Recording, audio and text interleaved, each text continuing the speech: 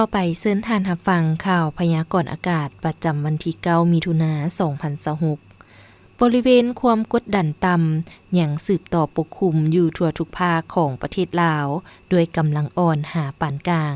สมทบกับลมมรสุมตะวันตกเฉียงใต้พัดปกคลุม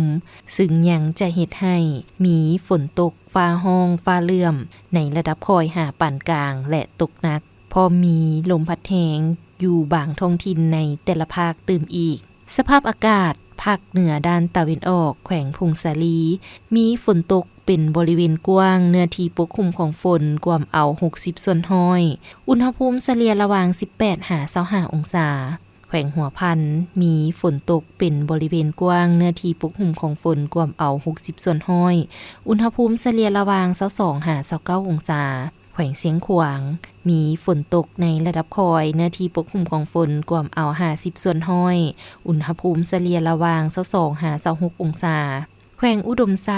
มีฝนตกในระดับคอยเนื้อที่ปกคลุมของฝนกว่าเอา50ส่วนห้อยอุณหภูมิเฉลี่ยระหว่าง23-30องศาแขวงบ่อแก้วอุณหภูมิเฉลี่ยระหว่าง25-31องศามีฝนตกในระดับคอยเป็นบางบริเวณเนื้อที่ปกคลุมของฝนกว่าเอา50ส่วนห้อยแขวงหลวงน้ำทามีฝนตกในระดับคอยเนื้อที่ปกคลุมของฝนกว่าเอา50ส่วนห้อยอุณหภูมิเฉลี่ยระหว่าง24-30องศาแขวงหลวงพระบางมีฝนตกเป็นบริเวณกว้างเนื้อที่ปกคลุมของฝนกว่าเอา50ส่วนห้อยอุณหภูมิเฉลี่ยระหว่าง25-32องศาแขวงไชยบุรีมีฝนตกเป็นบริเวณกว้างเนื้อที่ปกคลุมของฝนกว่าเอา50ส่วนห้อยอุณหภูมิเฉลี่ยระหว่าง24-31องศานครหลวงวิจันทร์มีฝนตกในระดับคอยเป็นบางบริเวณเนื้อที่ปกคลุมของฝนกว่าเอา50ส่วนห้อยอุณหภูมิเฉลี่ยระหว่าง25-32องศาภาคกลางแขวงไชยสมบูรณ์มีฝนตกในระดับคอยเนื้อที่ปกคลุมของฝนกว่าเอา50ส่วนห้อยอุณหภูมิเฉลี่ยระหว่าง20-30องศาแขวงเวียงจันทน์มีฝนตกในระดับคอยเนื้อที่ปกคลุมของฝนกว่าเอา50ส่วนห้อยอุณหภูมิเฉลี่ยระหว่าง26-31องศาแขวงบริคำไซมีฝนตกเป็นบริเวณกว้างเนื้อที่ปกคลุมของฝนกว่าเอา60ส่วนห้อย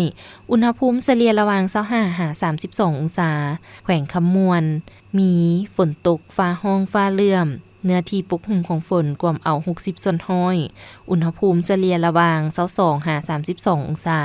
แขวงสวรรณเขตมีฝนตกในระดับคอยเป็นบางบริเวณเนื้อที่ปกคลุมของฝนกว่าเอา40ส่วนห้อยอุณหภูมิเฉลี่ยระหว่าง27-33องศาภาคใต้แขวงจำปาสักมีฝนตกในระดับคอยเนื้อที่ปกคลุมของฝนกว่าเอา50ส่วนห้อยอุณหภูมิเฉลี่ยระหว่าง16-32องศาแขวงสารวันมีฝนตกในระดับคอยเนื้อที่ปกคลุมของฝนกว่าเอา50ส่วนห้อยอุณหภูมิเฉลี่ยระหว่าง25-32องศาแขวงเซกองมีฝนตกในระดับคอยเนื้อที่ปกคลุมของฝนกว่าเอา50ส่วนห้อยอุณหภูมิเฉลี่ยระหว่าง20-31องศาแขวงอัตตปือมีฝนตกในระดับคอยเป็นบางบริเวณเนื้อที่ปกคลุมของฝนกว่าเอา50ส่วนห้อยอุณหภูมิเฉลี่ยระหว่าง25-32องศา